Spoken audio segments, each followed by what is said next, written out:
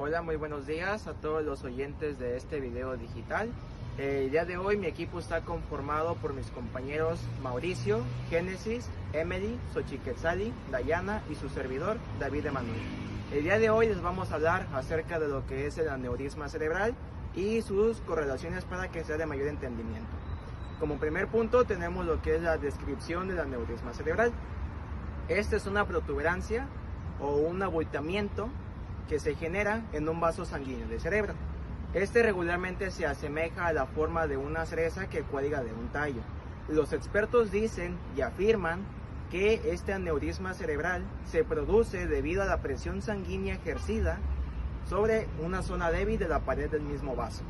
Esta tiene un punto importante, debido a que si existe una ruptura, por ende hay un derrame o hay un sangrado interno que se le conoce como hemorragia.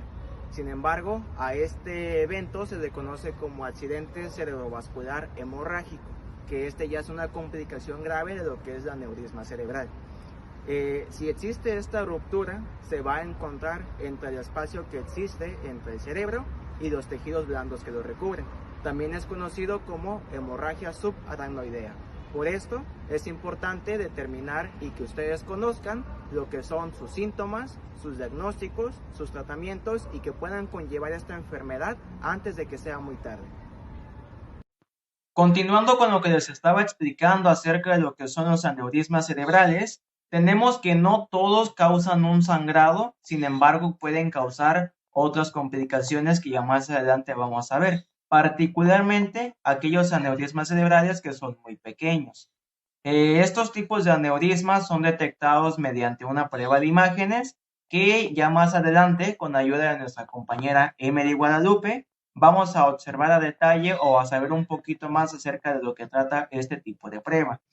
Bien, estos aneurismas regularmente pueden salir o pueden producirse en cualquier parte del cerebro. Sin embargo, la mayoría o casi en su totalidad, estos se presentan, como ya les mencioné, en las arterias principales del cerebro a lo largo del cráneo.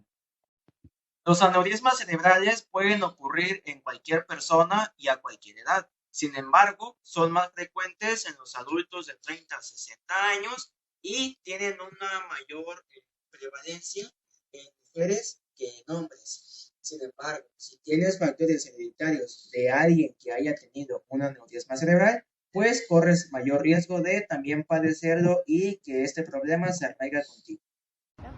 Si un aneurisma cerebral presiona los nervios de tu cerebro, puede ocasionar estos síntomas: párpado caído, debilidad o adormecimiento en un lado de la cara o cuerpo, pupila dilatada, dolor arriba o detrás del ojo, visión borrosa o cambios en la visión. Tipo de aneurisma cerebral. Existen tres tipos de aneurismas cerebrales. Como la primera tenemos que es el aneurisma circular o aneurisma en valla. Este tipo de aneurisma es en forma de valla que cuelga de una enredadera. Es en forma de un saco lleno de sangre redondo que sobresale de las arterias principales o de una de sus ramas. Generalmente se forma en una arteria o en las arterias de la base del cerebro. La aneurisma en valla es el tipo de aneurisma más común. Como segundo tipo tenemos la aneurisma fusiforme. Este aneurisma causa un abultamiento en los lados de las arterias. Este tipo tenemos la aneurisma micótico. Este tipo de aneurisma es ocasionado por una infección. Por una infección afecta las arterias del cerebro, puede debilitar la pared arterial. Esto puede causar que se forme una aneurisma cerebral.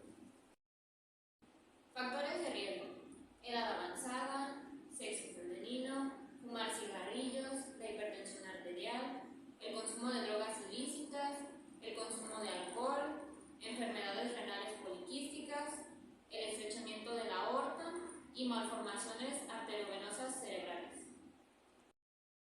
También tenemos lo que son los 4 tipos de diagnósticos, que van a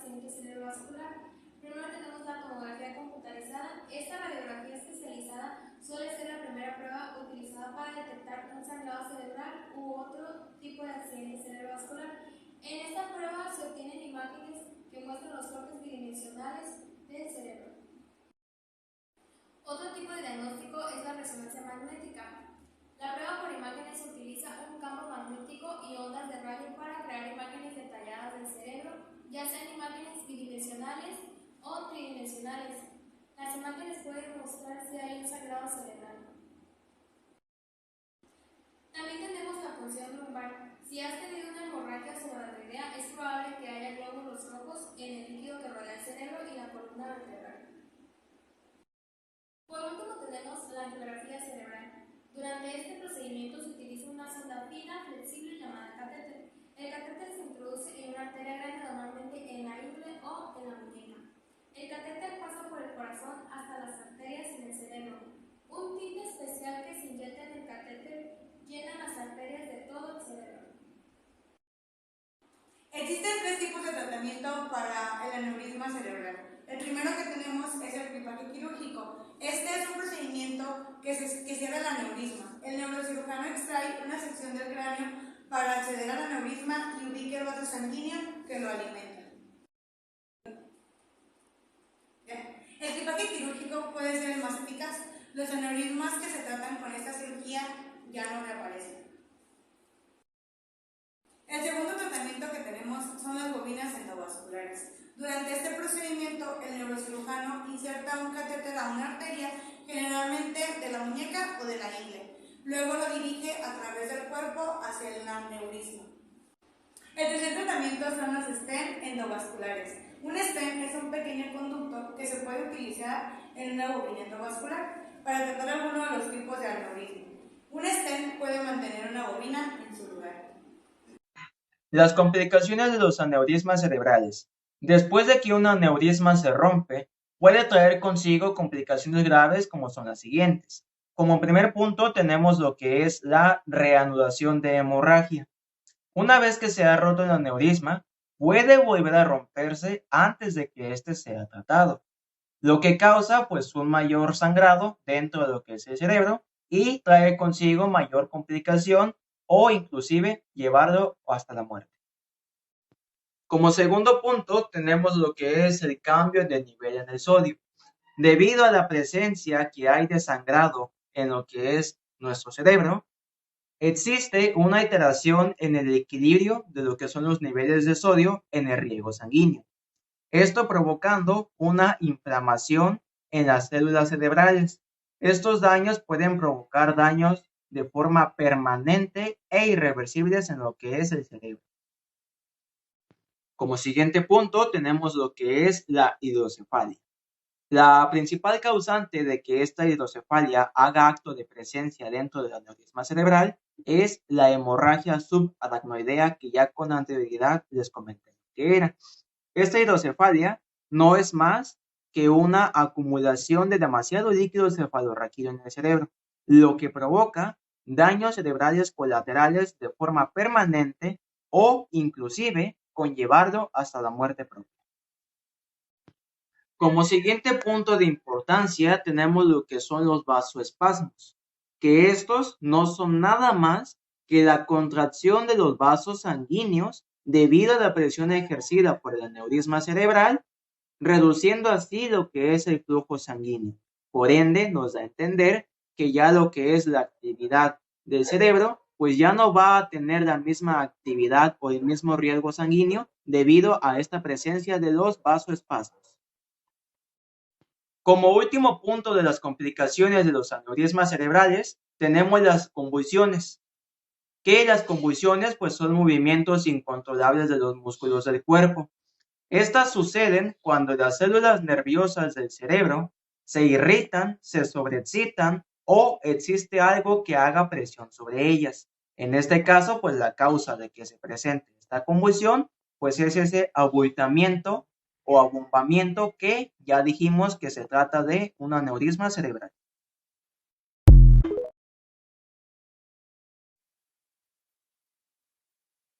Su corazón bombea sangre hacia su cerebro a través de vasos sanguíneos en su cuello.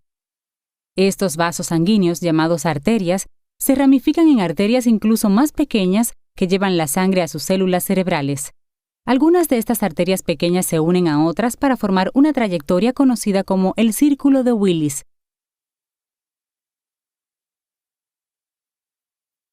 Las paredes de las arterias contienen un músculo especial y capas elásticas que las ayudan a adaptarse a la sangre que bombea a través de ellas.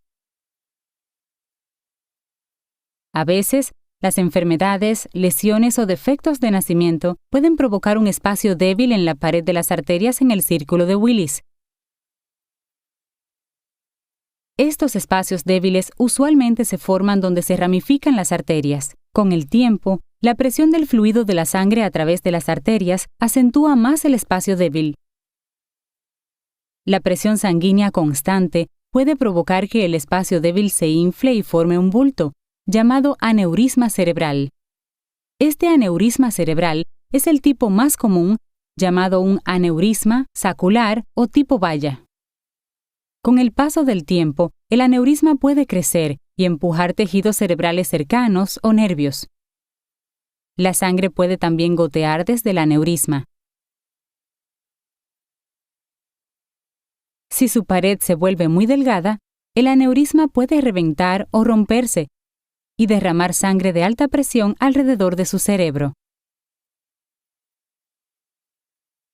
La sangre presiona su tejido cerebral y puede provocar lesión a sus células cerebrales. Los químicos en la sangre escapada pueden irritar a otras arterias del cerebro y pueden provocar que se reduzca. Como resultado, su cerebro puede hincharse, conduciendo a una grave lesión cerebral. Los síntomas comunes de la ruptura de un aneurisma incluyen dolores de cabeza graves y repentinos, a veces llamados cefalea en trueno, problemas con la vista, como visión borrosa o doble, náuseas y vómitos, un cuello adolorido o rígido, o confusión. Un aneurisma cerebral sin romperse puede no provocar síntomas, pero aneurismas grandes que no se han roto pueden provocar los siguientes síntomas: dolor de cabeza y dolor cerca o detrás del ojo, visión doble o borrosa, un párpado caído, entumecimiento o debilidad en uno de los lados de la cara.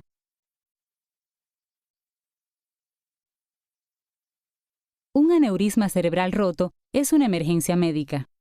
Si está teniendo síntomas, busque inmediatamente atención médica.